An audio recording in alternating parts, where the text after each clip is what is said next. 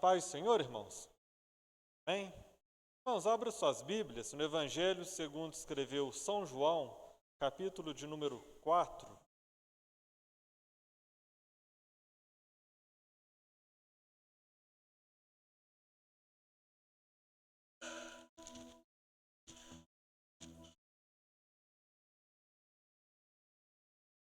Versículo 43. João 4, 43.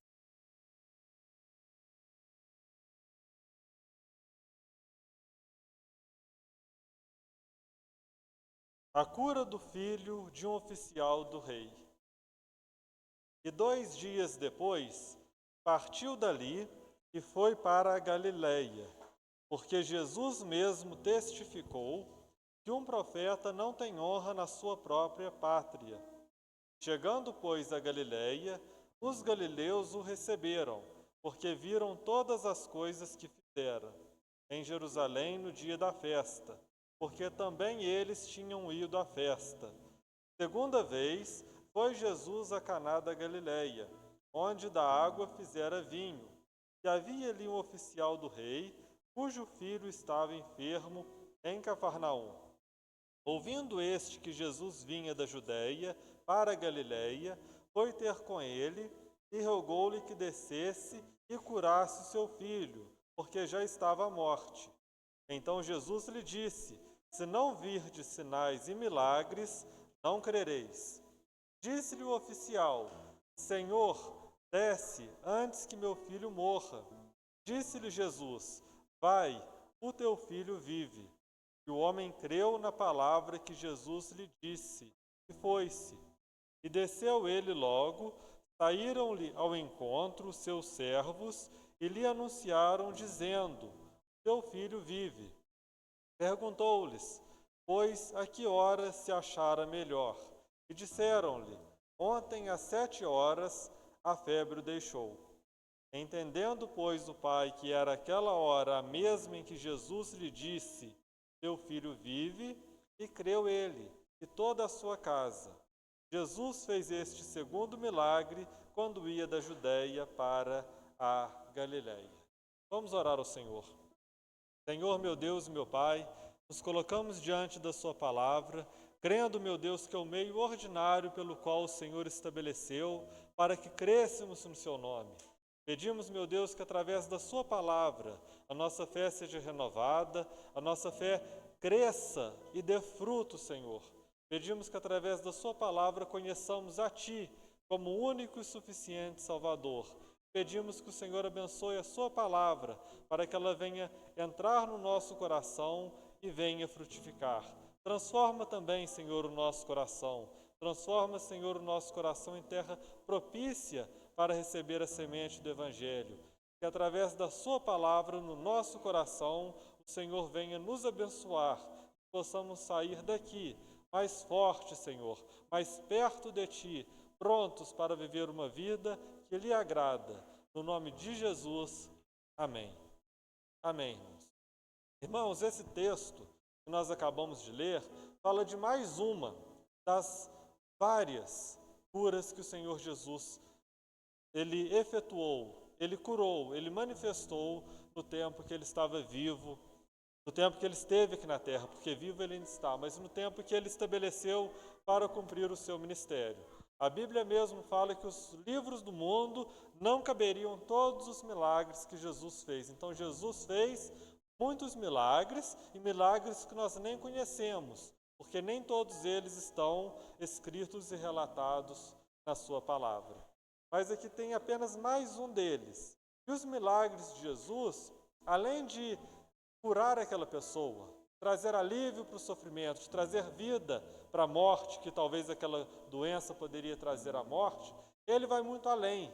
Ele nos ensina quem é Jesus e ele aviva a fé daqueles que estão com a fé fraca, e ele traz fé para aqueles que não têm. Então, os milagres de Jesus vão muito além da cura, mas eles testificam quem Jesus é e glorificam ao Pai. E às vezes Jesus, por si mesmo, ele nem queria fazer milagres, mas alguém pedia que ele fizesse, alguém talvez clamava, implorava pelo milagre, Jesus se comovia e realizava os milagres que ele tinha estabelecido para fazer. Aqui nessa cidade de Caná, foi o segundo milagre que Jesus fez. O primeiro foi naquele casamento, transformou água em vinho. Jesus nem tinha preparado, nem queria fazer aquele milagre, mas pela insistência de sua mãe, ele realizou aquele primeiro milagre, e aqui nós temos o segundo milagre de Jesus em Caná da Galileia. Já havia outros milagres fora da cidade de Caná. E fala que 2 dias depois, partiu dali e foi para a Galileia. 2 dias depois que ele esteve lá na cidade de Samaria. Ele partiu e foi para a Galileia, que era sua terra. Jesus, durante seu ministério, tinha estabelecido casa em Cafarnaum, que era uma cidade da Galileia, que ficava próximo ao mar da Galileia, e essa cidade de Caná era a cidade anterior para que ele chegasse ao seu destino final, que era Cafarnaum. E ele, passando por Caná, ele disse e testificou anteriormente que ele estava chegando na sua terra, mas um profeta não tem honra na sua própria terra. Porque antes Jesus já estava ali, ele tinha se manifestado no meio dos seus, e aqueles galileus olhavam para ele e disseram: mas esse homem não é o filho de José, filho de Maria, José o carpinteiro, não está entre nós seus irmãos e irmãs, ele não trabalha na carpintaria, ele não frequenta a sinagoga conosco como uma pessoa comum, como que ele pode ser profeta? Como que ele pode ser filho de Deus, mais que profeta? E eles desprezaram Jesus. Mas dessa segunda vez foi diferente. E Jesus já tinha testificado antes que na sua própria pátria um profeta não tem honra. Talvez isso, irmãos, não é uma regra absoluta, mas é uma regra que pode acontecer na nossa vida. Talvez a gente pregar para os nossos, pregar para os da nossa casa, orar pelos nossos e pelo da nossa casa, seja a missão mais difícil que a gente tenha. Porque entre os nossos, as pessoas têm dificuldade de crer que Deus pode nos usar para orar, para evangelizar, para fazer a obra de Deus. Então Jesus ensina que o lugar mais trabalhoso para efetuar, para ministrar o evangelho é entre os nossos, entre aqueles que estão próximos de nós. Mas isso não pode nos desanimar, mas é um desafio um pouco maior. E às vezes, quando a gente tem uma obra para fazer na nossa casa, entre os nossos, seja uma evangelização, uma oração, uma palavra, a gente tem que ser bem direcionado por Deus. Às vezes Deus quer que a gente faça, às vezes Deus quer que a gente ore em secreto, pedindo para que Deus levante uma outra pessoa para fazer. Talvez você tenha que evangelizar um parente, mas se você evangelizar, talvez ele não receba a sua palavra, a palavra de Jesus. Mas ore para que Deus levante uma outra pessoa para fazer a obra no seu lugar. Mas talvez Deus dirige que você mesmo vai e faça. Então, sempre quando você vai realizar a obra de Deus no meio dos seus, peça a Deus direção. Vai com cuidado, vai preparado, porque não é fácil. Para Jesus não foi e para a gente também não é. E chegando, pois, a Galileia, aqueles galileus que antes tinham duvidado de Jesus por ele ser alguém do meio deles, agora o receberam. Quando a Bíblia fala receberam, é que eles receberam bem, é que eles creram em Jesus. Mas por que eles creram em Jesus? Porque viram todas as coisas que Jesus fizera lá em Jerusalém, no dia da festa, porque também eles tinham ido àquela festa lá em Jerusalém, onde se reunia todo Israel. E ali Jesus efetuou milagres, curas e anunciou o reino de Deus. Então eles creram, por quê? Porque viram os sinais que Jesus tinha feito em Jerusalém. E aqui eu quero salientar com os irmãos uma grande diferença que nós encontramos na Bíblia a respeito de fé. A fé na Bíblia, ela pode ser tratada de duas maneiras. Uma fé mais excelente e uma fé menos excelente.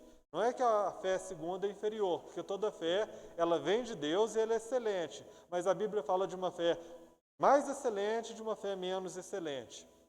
Eu não vou ler com os irmãos, mas eu tenho certeza que vocês conhecem o caso do centurião, que estava com o seu servo enfermo. Ele encontrou com Jesus e ele disse para Jesus o quê? dize uma só palavra, porque eu não sou digno que entre debaixo do meu telhado, e o meu servo será curado. Ele creu pela palavra de Jesus. Então, a fé mais excelente é aquela fé que crê na palavra. É pela palavra que Jesus se revela a nós. E Jesus disse o que é para ele? Nem em todo Israel encontrei fé semelhante a deste homem. Porque ele era um centurião, gentio, não fazia parte do povo da aliança antiga, mas ele tinha uma fé mais excelente. Ele cria na palavra de Jesus. Ele não pediu para Jesus uma água ungida, não pediu um óleo ungido, não pediu que Jesus fosse na casa dele, impusesse a mão, não pediu nada que a pessoa pudesse ver com os olhos, nada que a pessoa pudesse pegar com a mão, mas aquele centurião apenas pediu para Jesus dizer uma só palavra, e por uma só palavra de Jesus, o servo dele ficasse curado. Aqui nós temos uma fé mais excelente, e essa fé é a fé que nós temos que buscar para a nossa vida, crer na palavra de Jesus. E uma outra fé menos excelente que a Bíblia apresenta é a fé de Tomé. Tomé, depois da ressurreição, ele ouviu falar que Jesus tinha ressuscitado, primeiramente por Maria Madalena, a outra Maria que foi junto com ela, depois por Pedro e os outros discípulos aos quais iam vendo Jesus e testificando que ele tinha ressuscitado. Tomé, talvez, se não me engano, foi o último dos apóstolos que viu Jesus ressurreto e ele não creu pela palavra daqueles que estavam com ele. Eles disseram que Jesus tinha ressuscitado e ele não creu. Até o momento que Jesus se apresentou para ele dentro de um cenáculo e Jesus apresentou as suas feridas e ele teve que colocar a mão sobre as feridas de Jesus, sobre as chagas e sobre o lado de Jesus que tinha sido transpassado pela lança. E apenas nesse momento foi que ele creu. E ele creu, então é uma fé também excelente. Ele disse, Senhor meu e Deus meu. Antes ele via Jesus como igual a ele, mas depois de vê-lo ressurreto, ele reconheceu que Jesus é Senhor e Deus. Mas Jesus disse para ele, porque viste as chagas e as feridas, é que creste. Bem-aventurado aquele que crê sem ter que ver. Então essa é uma segunda fé. E muitas pessoas têm essa segunda fé. E não é errado, mas é um segundo caminho. Que é a fé que a pessoa crê por ver. A pessoa precisa de ver algo, a pessoa precisa de pegar em alguma coisa para que possa crer em Deus e em Jesus. Nós, irmãos, que temos uma fé evangélica, nós somos abençoados por Deus. Porque você entra na nossa igreja, você não vê nada que desperta a sua fé. Nós não temos nenhum elemento de fé na igreja. A gente não tem uma estátua, até porque Êxodo 20 proíbe. A gente não tem um quadro pintado a respeito de alguma cena de Jesus. A gente não tem uma cruz, a gente não tem água benta. Por quê? Porque nós procuramos a fé que crê na palavra. Mas existem outras igrejas, como a católica, por exemplo, que é necessário ver para crer. Existe também o movimento neopentecostal que é necessário um objeto ungido para ser o contato de fé para que a pessoa creia. Mas nós buscamos a fé mais excelente, que é a fé que crê na palavra. Esses galileus estavam como Tomé. Eles só creram em Jesus por quê? Porque eles viram os sinais que haviam sido feitos lá em Jerusalém. E segunda vez foi Jesus a Caná da Galileia, onde a água fizera vinho. E havia ali um oficial do rei, cujo filho estava enfermo em Cafarnaum. Esse oficial, ele não esperou que Jesus chegasse em Cafarnaum, ele já sabia que Jesus estava a caminho e correu para encontrar com ele antes em Caná. Por quê? Porque o seu filho estava quase morto. Ouvindo este que Jesus vinha da Judéia para a Galileia, foi ter com ele. E rogou-lhe que descesse e curasse o seu filho, porque já estava à morte.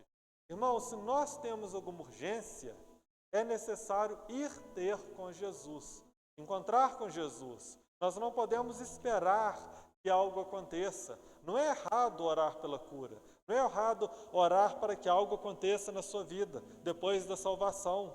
Então, se tem uma urgência, clame a Deus. A Bíblia fala que aquele que está necessitado, ore a Deus. Então, ore a Deus, busque a Deus a solução do seu problema, a solução que você tem, aquele problema que tem angustiado a sua alma, vai ter com Jesus. Jesus é o lugar correto para aquele que está angustiado, para aquele que está com o coração aflito. Então não tenha vergonha, busque Jesus como uma criança, corra ao encontro de Jesus. Nele nós encontramos solução para tudo aquilo que nos aflige. E esse homem, esse principal lá da Galileia, ele correu e foi ter esse oficial do rei, ele estava na Galileia, ele foi ter com Jesus porque o seu filho estava à morte, não dava para esperar. Se não dá para esperar, corra até Jesus. Nós não temos um lugar sagrado, mas corra para o seu quarto, fecha a porta, abre a Bíblia, ora a Deus, derrama o seu coração na presença de Deus, que certamente Deus tem solução para a sua e para a minha necessidade. Em Jesus nós temos a solução para tudo aquilo que tem tirado a nossa paz. Então Jesus lhe disse: se não virdes sinais e milagres, não crereis. Ele estava naquele segundo caso, da pessoa que precisa de ver algo para que possa ter a sua fé despertada. Isso acontece com muita gente também, irmãos, e a gente tem que ter paciência nesse ponto. Muitas pessoas, para crer em Jesus, volta aqui naquele assunto, a pessoa precisa de falar muito pouco a respeito de Jesus para ele. Em poucas palavras, a pessoa desperta a fé e ele crê em Jesus. Outras precisam de um milagre. Então, talvez aquela pessoa que não crê em Jesus, ore para Deus para que Deus faça um milagre, para que aconteça alguma coisa para que ela possa crer. Outras pessoas dependem de tempo, de muito ensino, muita palavra para que eles possam crer. Outras, só com uma palavra, eles arrependem de seus pecados e entregam a sua fé para Jesus. E nós que estamos anunciando o reino de Deus, e todos nós somos chamados para anunciar o reino de Deus, a gente tem que ter essa sensibilidade e também paciência. Graças a Deus tem pessoas que é muito fácil. Com a sua palavra ele crê. Outras demandam tempo, demandam experiência com Deus, mas também creem. E a nossa meta, a nossa missão é o quê? É que todos venham ao conhecimento do Evangelho. Então vamos orando, vamos pregando e Deus faz a obra conforme Ele quer. Disse-lhe o oficial: Senhor, desce antes que o meu filho morra. Quando ele fala descer é porque a cidade de Cafarnaum estava mais baixo, estava no nível do mar da Galileia. Então ele não era como o centurião, que tinha a fé de uma só palavra, mas ele queria que Jesus descesse para sua casa, para que o seu filho não morresse. Então desce, senão meu filho morre. Disse-lhe Jesus: vai, o teu filho vive. Então Jesus não foi, Jesus deu uma palavra. E o homem creu na palavra. Então, ele primeiro queria que Jesus descesse, Jesus disse e ele creu na palavra de Jesus. Nós temos que crer na palavra que Jesus disse. E que Jesus lhe disse e foi-se. Então, Jesus deu a palavra e ele foi. Mais adiante a gente vai ver que aquela palavra de Jesus deu fé para ele, mas não foi uma fé bem estabelecida. Ele foi, mas ainda queria ter a certeza que o filho dele não tinha morrido. Quando Jesus diz uma palavra, irmãos, nós precisamos crer de imediato. A gente precisa de crer com o coração pronto. Outra passagem que fala daquela travessia dos discípulos no mar da Galileia, e Jesus estava dormindo no barco, em cima de uma almofada, algumas traduções trazem assim, eles assustaram com a tempestade, acordaram Jesus e disse: não se preocupa que a gente morra. E Jesus levantou e acalmou a tempestade. Mas se a gente for olhar detalhadamente na Bíblia, nada daquele susto eles precisavam de ter passado. Por quê? Porque Jesus, antes de entrar no barco, ele disse: passemos para outra banda. Isso basta. Se Jesus disse que eles iam passar para outra banda, podia vir tempestade, podia vir vento forte, o barco não ia afundar e eles iam atravessar para outra banda do mar, porque Jesus já tinha dito. E a palavra de Jesus, a palavra de Deus, nunca pode ser frustrada. Se Jesus diz uma palavra a respeito da nossa vida, se Ele disse algo, podemos colocar o nosso coração sem se preocupar com as circunstâncias. Vai acontecer. A gente tem que ficar atento ao poder da palavra de Jesus. Aquilo que Jesus disse, ainda que as circunstâncias digam não, o sim de Jesus prevalece e acontece. Não tem como a palavra de Deus não se cumprir. A palavra de Deus é tão poderosa que quando Jesus foi ressuscitar a Lázaro, o que ele disse? Lázaro, sai para fora. Porque se Jesus dissesse para sair para fora, todos os defuntos que estavam ali ressuscitariam. Jesus foi objetivo, chamou o nome Lázaro, senão mais gente ia ressuscitar. Então a palavra de Deus tem todo o poder para cumprir aquilo que Jesus disse. Então, pouca palavra de Jesus é suficiente para realizar na nossa vida aquilo que ele disse. E nós temos que crer, porque a palavra de Jesus tem todo o poder. Então, o que Jesus disse? Vai, o teu filho vive. Acabou. Ponto final. O filho dele viveria. E descendo ele logo. Então, ele ficou curioso. Será que vive mesmo? Ele correu logo para Jerusalém. E não era uma cidade tão longe, mas também não era tão perto. Naquele tempo era precário, era a pé ou no lombo do animal. Então ele foi depressa. Tinha uma demora para ele checar se o filho estava vivo ou morto. E também não tinha comunicação à distância. Então ele tinha que ir depressa. Então o que a Bíblia fala? Descendo logo, com pressa. Saíram-lhe ao encontro seus servos. Então ele deu sorte, ele não precisou chegar na casa dele. Os seus servos, e aqui mostra que era um homem que tinha posses, que era oficial do rei, tinha uma boa posição dentro dos oficiais do rei. Ele tinha servos, e o servo dele já correu para contar para ele a boa notícia. Que boa notícia que era essa? E os seus servos lhe anunciaram, dizendo: teu filho vive. Ele já tinha saído de casa na certeza, pelo grau da doença que o filho dele tinha, e a Bíblia deixa isso claro. Ou Jesus curava, ou ele ia voltar e encontrar um filho morto dentro de casa. Estava nas últimas, mas os seus servos disseram: seu filho vive.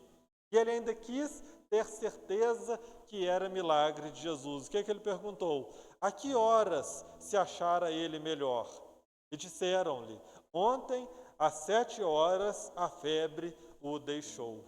E aí, o que aconteceu? Entendeu, pois o pai, que era aquela hora a mesma que Jesus lhe disse: o teu filho vive. E creu ele e toda a sua casa. Então ele teve que procurar saber com exatidão. Mas sabendo ele, agora com todos os detalhes, que aquela mesma hora que Jesus lhe disse: o teu filho vive, o menino melhorou, ele creu e toda a sua casa.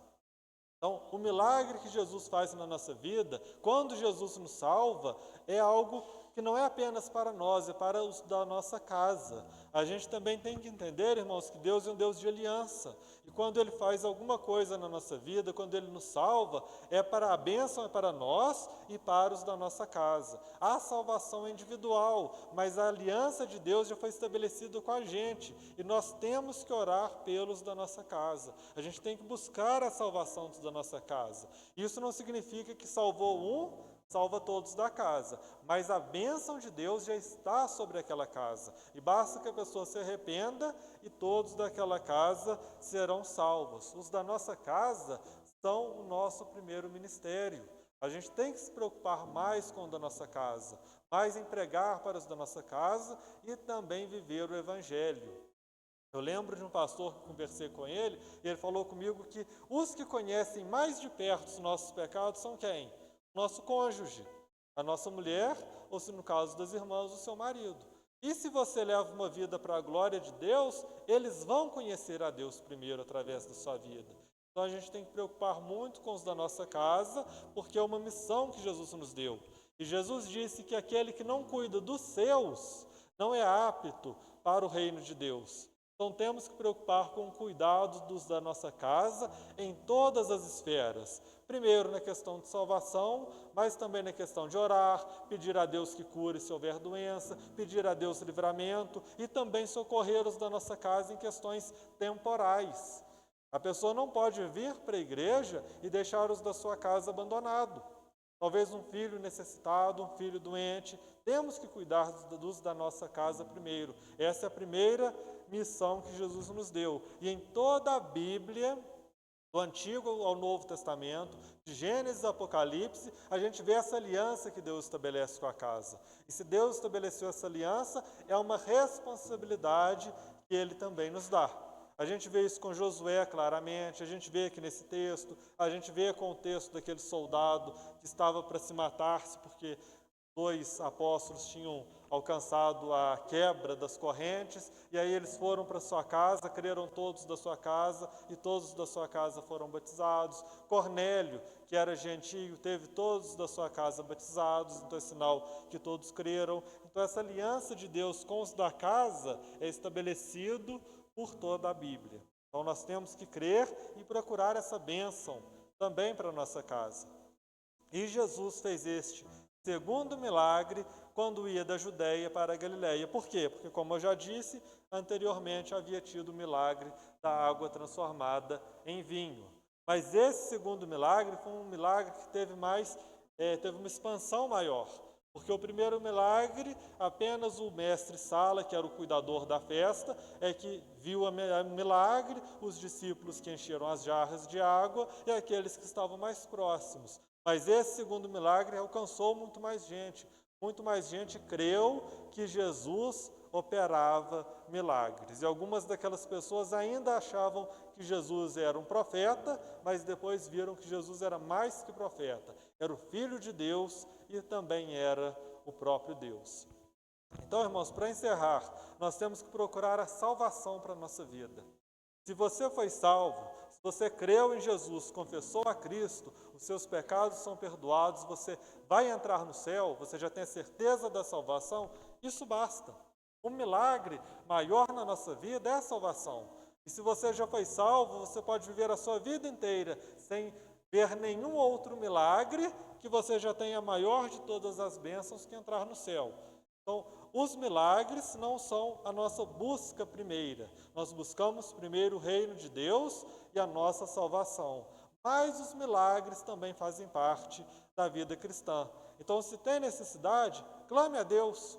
Se você receber o milagre, glória a Deus. Se não receber, glória a Deus também, você já está salvo. Mas quem sabe Deus te alcança com misericórdia e você possa glorificar a Deus. E os milagres sempre têm 3 atributos que vêm junto com eles. O principal motivo pelo qual Jesus ainda cura é que ele vem para acabar com o sofrimento humano. Talvez a gente que está muito bem, não tem nenhum problema grave em casa, não tem doença, não tem aflição, a gente pode pregar sobre milagres e não achar tão importante. Mas uma pessoa que está aflito, que não vê saída mais nos meios humanos, o milagre é tudo o que ele precisa. Ele vê no milagre a única chance, talvez, dele estar vivo. Então, o milagre ele é importante. O milagre ele é sinal da misericórdia de Deus para acabar com o sofrimento humano. E o milagre, de certa forma, também, ele nos religa ao Éden. Porque antes do pecado, Deus não criou o ser humano para sofrer. O sofrimento veio como consequência do pecado. Então, a principal função do milagre é acabar com o sofrimento humano. Outra função do milagre é testificar que Jesus é Deus e está vivo, porque nenhum outro Deus dos falsos deuses faz milagre. Só o Senhor é Deus, só o Senhor pode fazer milagre. Lembra lá de Elias no Monte Carmelo? Os profetas de Baal, que era demônio, rasgaram as suas vestes e nada aconteceu. Elias encheu o sacrifício de água, clamou a Deus e no mesmo momento desceu fogo e o sacrifício foi consumido. Então, o milagre, ele testifica que o nosso Deus é vivo, é poderoso e pode fazer grandes coisas no nosso meio. No caso do ministério de Jesus, testificava que aquele homem, que era lá da Galiléia, de uma família pobre, que se chamava Jesus, era o Cristo, era o Deus encarnado, era o Salvador de todos os homens. Então, o milagre testifica que Jesus é Deus, que Jesus está vivo e opera sinais no meio do seu povo. E o último atributo do pecado, e mais importante, é a glória de Deus. O milagre, ele glorifica a Deus. Ninguém que é curado fecha a sua boca, mas ele glorifica a Deus, ele agradece a Deus, por quê? Porque Deus se manifestou na sua vida. E aqueles que estão próximos glorificam a Deus, por quê? Porque Deus se manifestou no meio do seu povo. Então, não buscamos o milagre em primeiro lugar, mas também não é errado buscar. Podemos buscar, por quê? Porque ele manifesta a glória de Deus. O final primário do homem é manifestar a glória de Deus. Não é para a nossa glória, não é para a nossa solução, não é para melhorar a nossa vida, mas é para glorificar o nome de Deus. Tudo é para a glória de Deus. Então, que busquemos, irmãos, em primeiro lugar, uma fé como a do centurião, a fé que crê na palavra. Se não der, creia ainda como Tomé, mas creia. É pela fé que nós somos salvos. A fé é um instrumento para que a salvação nos alcance. Em segundo lugar, se você já é salvo, entregue a Deus as suas necessidades. Busque encontrar-se com Jesus. Nele nós temos a solução para toda a nossa aflição. E em terceiro e último lugar, se Jesus te curou, não delegue esse milagre a um homem, não delegue esse milagre a alguém do tempo bíblico ou a alguém que orou por você, mas dê glória a Deus. Tudo o que acontece é para a glória de Deus. E até o não de Deus é para a glória de Deus. E nós vivemos para a glória de Deus. Que Deus em Cristo nos abençoe. Amém. Graças e paz, irmãos, mais uma vez. Amém? Quero convidar você a ficar de pé por um instante. Amém? O Senhor está no meio de nós. O justo viverá pela... O Senhor está nesse lugar. Agradecidos somos ao Senhor por tratares conosco, ó Deus, por falares conosco, por trazer ao nosso coração, ó Pai, aquilo que nós temos necessidade, aquilo que nós temos que trabalhar, que temos que frutificar, aquilo que temos que exercitar. Obrigado, Senhor. Fica conosco, dá-nos graças sempre da Tua presença. Tua presença é fundamental, somos carentes do Senhor. Dai-nos graça, ó Pai. Tua misericórdia seja sobre nós. Recebe sempre o nosso louvor, a nossa adoração, como, ó Pai, oferta de corações quebrantados, de espíritos contritos, de vidas entregues ao Teu altar. Em nome de Jesus, faz-nos aptos, ó Deus, em nome de Jesus, para que estejamos, ó Pai, prontos para aquele grande e glorioso dia que nos há de alcançar. Bendito seja o Senhor, não só agora, mas para sempre. Que essa semana que se inicia, Senhor, seja o palco de nós alegrarmos Teu coração. Que nessa semana que se inicia, possamos, ó Deus, em nome de Jesus, ver Teus sinais, Teus prodígios. Ó Pai querido, em nome de Jesus, nós esperamos somente em Ti, porque não há Deus fora da Tua presença para nós. Bendito é o Senhor que trabalha em nós. Bendito é o Senhor que tem poder para completar a obra que iniciou em cada um de nós. Glorificado seja o Teu nome. A Ti rendemos graça, a Ti rendemos louvor, a Ti rendemos adoração. E essa semana, Senhor amado, em nome de Jesus, estejamos cada vez mais próximos de Ti, aconchegados debaixo das Tuas asas, Senhor. Bendito seja o Senhor, que agrade ao Senhor em inclinar o seu rosto para nós e conceder a nós da Tua paz. Teu amor excede o nosso entendimento, Pai, na graça do nosso Senhor e Salvador Jesus Cristo e nas consolações eternas do Teu Espírito Santo, que seja conosco, não só agora, mas para todo sempre. Amém? Louvado seja o Senhor. Meu desejo é que você, meu irmão, que você, minha irmã, tenha uma semana abençoada. Amém? Que as bênçãos do Senhor corram atrás de ti, te alcance e permaneça. Amém?